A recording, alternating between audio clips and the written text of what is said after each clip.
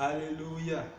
Mwami Yesu ashimwe inshuti namwe bene data dusangiye kwizera kubonerwa muri Yesu Kristo ku giciro cyinshi, dusangiye n'intumwa zera, izina rye rishimwe kandi rihabwe icyubahiro.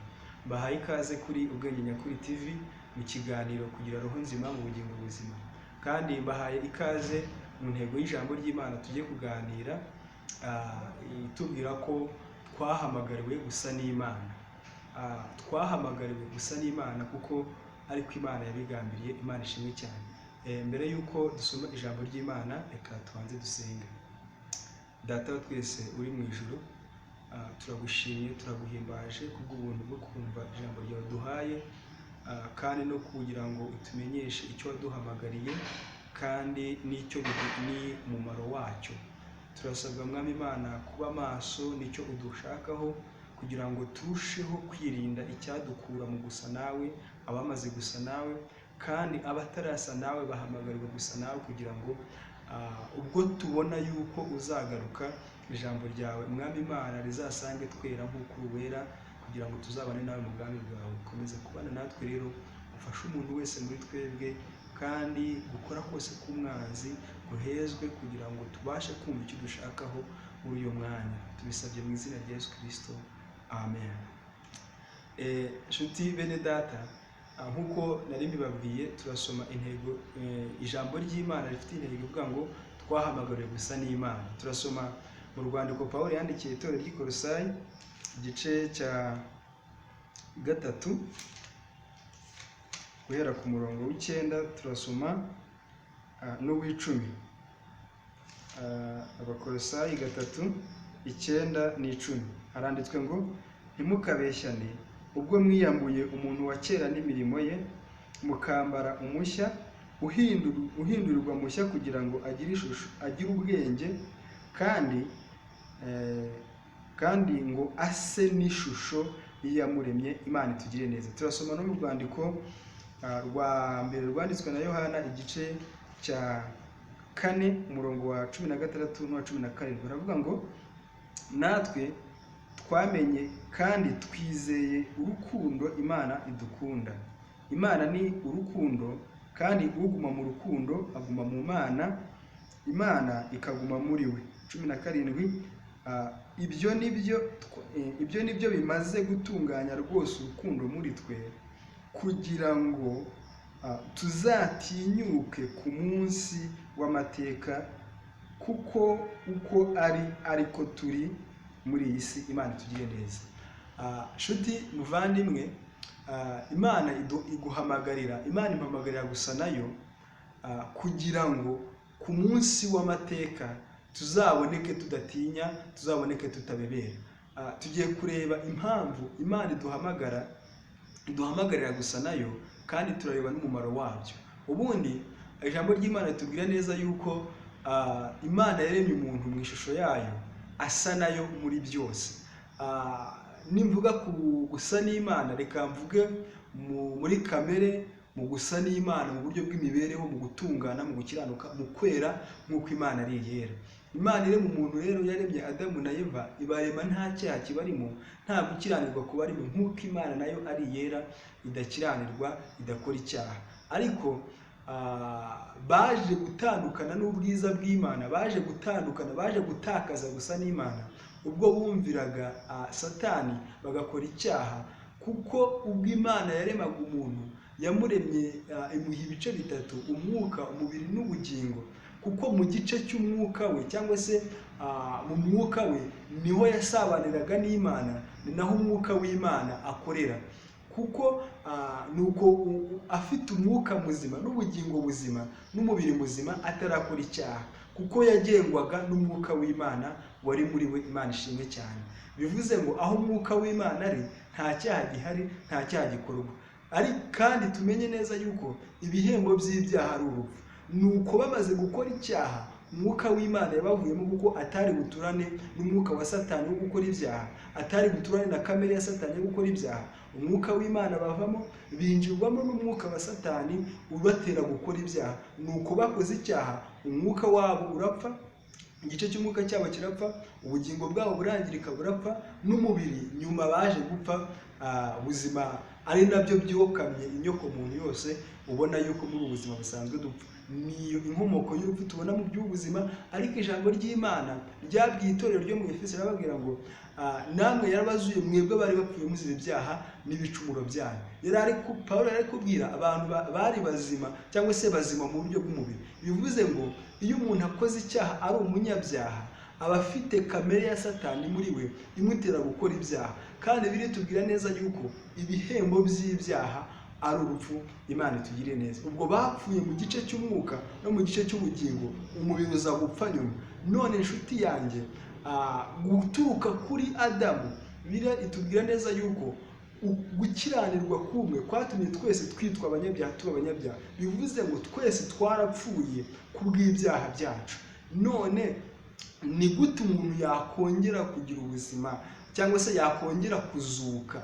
Ijambo ry'Imana ryatweretse yuko nababwiye byavuze neza yuko ngo nabo yarabazuye. Yabwiraga itorero ryo mu Efeso ngo nabo Imana yarabazuye. Ni ukuvuga ngo umuntu azuka yongera guhabwa ubuzima, yongera guhabwa gusa n'Imana. Igice cy'umwuka, umubiri n'ubugingo bye byongera guhabwa ubuzima nyabuzima igihe umuntu yizeye Yesu. Imana itugirire neza cyane.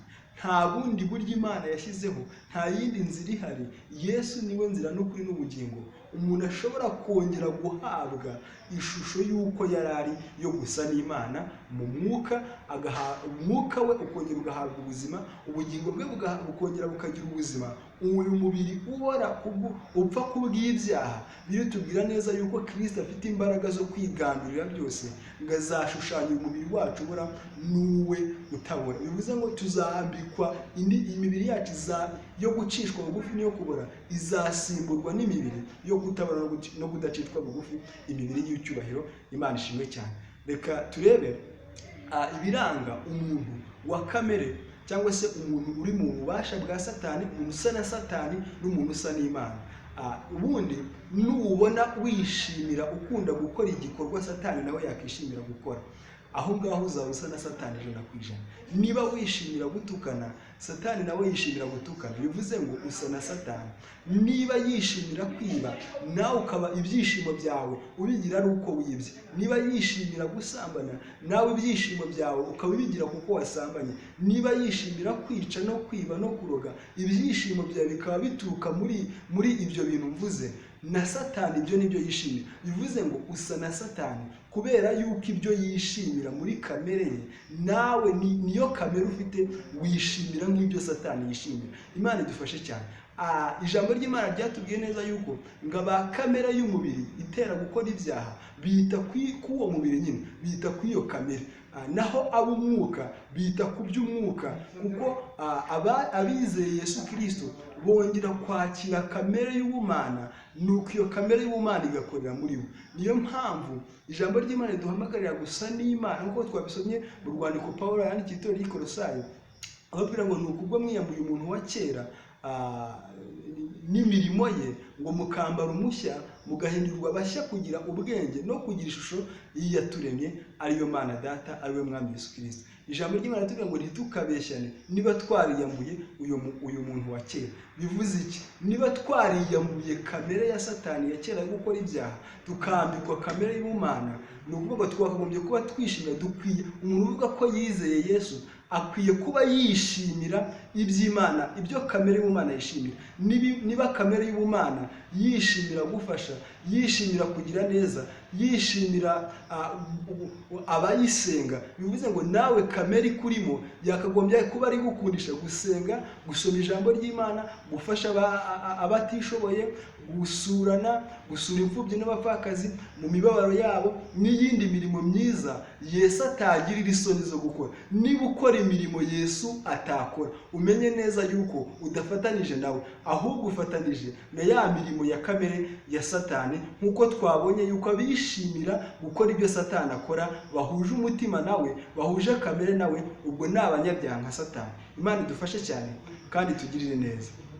Turahamagarirwa rero gusa n'Imana. We muntu utarizera umwami Yesu ngo wakire kamere y'ubumana igukundishe gukora iby'Imana ishaka. Ijambo ry'Imana ritubwira neza yuko abafite umutima wa kamere batabasha gukora ibyo Imana ishaka, kuko bafite kamere ibatera gukora ibyaha. Bo ubwabo ntibishoboka yuko, ntabwo babasha kubyibaturamo. Ndagusaba wumve ijwi ry'Imana riguhamagara uyu munsi, kugira ngo wemere kwakira guhamagara kw'Imana, nuko wakire kamere y'ubumana muri wowe, hanyuma wongere usubirane ubuzima ubwo waremanywe, ubwo Imana yaremaga Adamu na Eva icyo gihe, kuko basaga n'Imana muri byose bakiranuka ntawe ukora icyaha. Nuko bamaze gukora icyaha bakira kamere ya Satani, baba abanyabyaha rwose. None uyu munsi Imana yashyizeho uburyo bundi bwo kuduhuza nayo, itanga Kristo. Ijambo ry'Imana ritubwira neza yuko kuko Imana yakunze abari mu isi cyane, byatumye itanga Kristo umwana wayo w'ikinege, kugira ngo umwizera wese atarimbuka, ahabwe ubugingo buhoraho, yongere gusubirana kamere y'ubumana, yongere gusubirana umwuka w'Imana, azure umwuka we ubugingo, umubiri uzazurwe ubwo Kristo azabashe gutwara itorero. Imana itugirire neza. Hari umumaro rero wo kwizera Kristo, hari umumaro wo gusa n'Imana nk'uko ari byo Imana iduhamagarira. Imana idufashe. Ijambo ry'Imana nk'uko twarisomye mu rwandiko rwa mbere rwanditswe na Yohana, ryatubwiye neza yuko uko Kristo ariko turi muri iyi si, ngo nibyo bimaze gutunganya urukundo muri twebwe.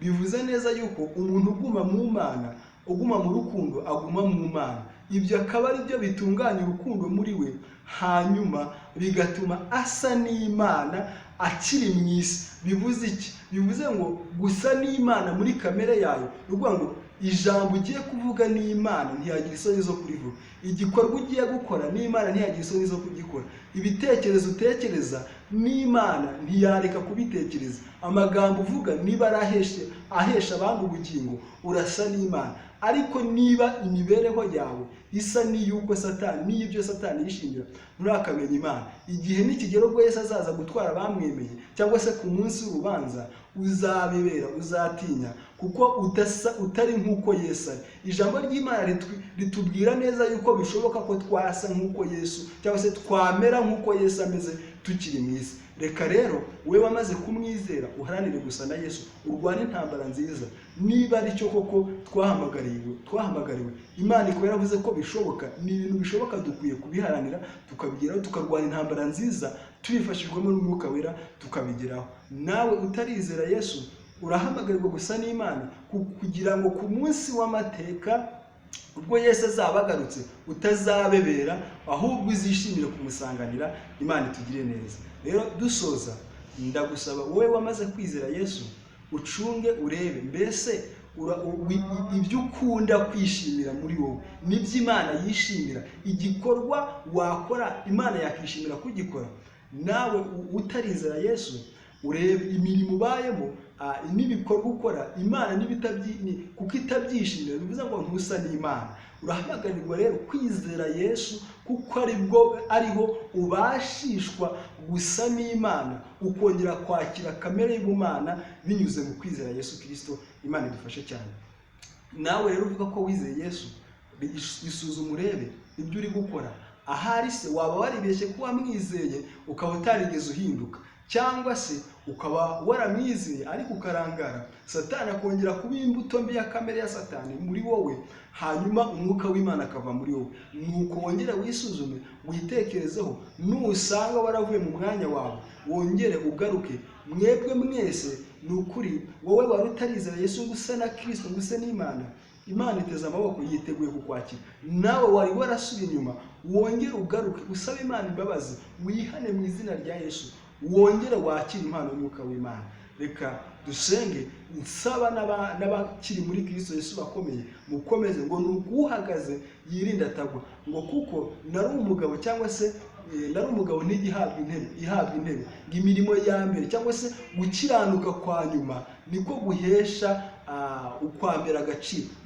Bivuze neza yuko ukiranutse none ejo ugakiranirwa, uko gukiranuka k'uyu munsi ntikwagukuraho gukiranirwa kwawe kw'ejo waba wacumye. Imana idufashe cyane. Reka dusenge Imana, tugume cyangwa se twibuke yuko icyo Imana idushakaho ari ugusa nayo, kugira ngo ubwo Kristo azaza ku munsi w'amateka twe kuzabebera.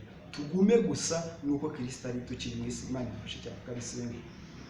Data wa twese uri mu ijuru, tugushimiye ko wabanye natwe, tugushimiye ijambo ryawe duhaye, izina ryawe rihabwe icyubahiro. Weretse umuntu ufashe icyemezo cyo guhinduka akava mu byaha, agafata umwanzuro kugira ngo yakire gusa nawe binyuze mu kwizera Yesu Kristo umwami wacu, umufashe kandi umugirire neza. Kandi sabiye uwaba yari yarasubiye inyuma kongera kubibwamo kamere ya Satani, wongere umugirire neza. Mwami, ijambo ryawe tubwire neza yuko naho umukiranutsi yagwa atazarambarara. Nuko ndamusabiye kugira ngo wongere umusubizemo imbaraga kandi yongere agaruke mu mwanya mwiza. Natwe abari muri wowe, abakomereye muri wowe, ukomeze kudukomeza, ntihabeho gusubira inyuma, kandi duhe kurwana intambara nziza kugira ngo mwami Imana yacu twebwe twese tugume kandi turwane intambara nziza kugira ngo duse nk'uko uri mwami wacu, kugira ngo ubwuza tuzasangwe tutariho umugayo turi muri wowe mwami Imana yacu. Komeza kubana natwe no kuturinda mu izina rya Yesu Kristo. Amen.